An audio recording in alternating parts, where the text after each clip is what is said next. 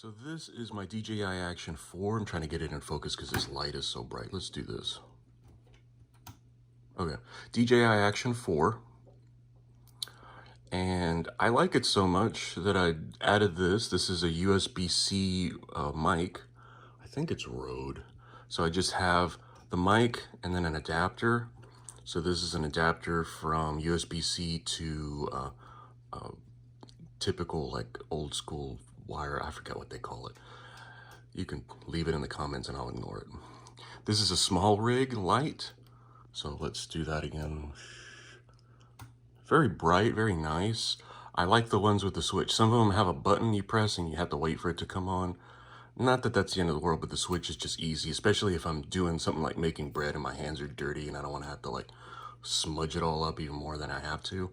But just a small rig. This is like $12. You get a pack of these two and they're all metal.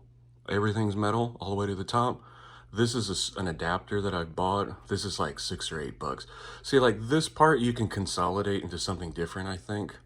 But I just already had these pieces, so I just used them over to my small rig light and over to this mic. So that way, I don't know how well you won't be able to see it. There's a little mic option here. Oh, now it's saying, okay. And that'll show you that there's a mic and it's active. So let's take a look at what it looks like on the other end. So when it comes to vlogging, size is great if you have something really small that you can always carry around with you.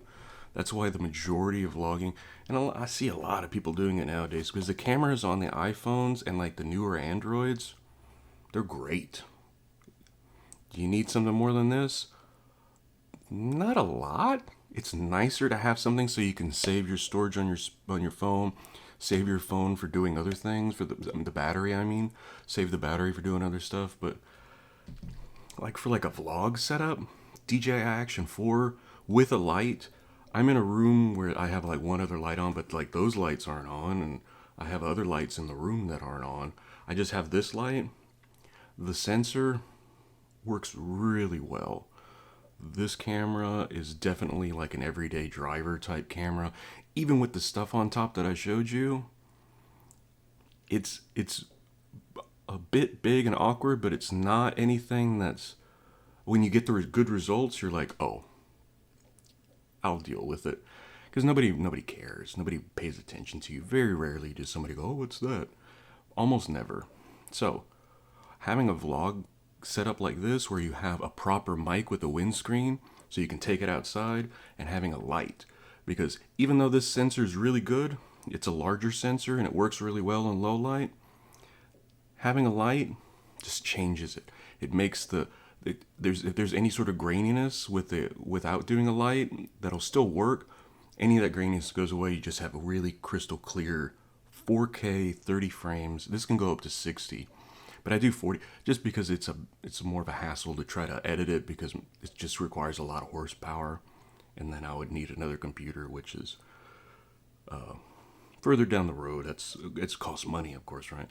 But this is great. When I'm shooting a lot, when I'm just like doing day-to-day stuff, and more than likely it'll be DJI Action 4 just because it's simple.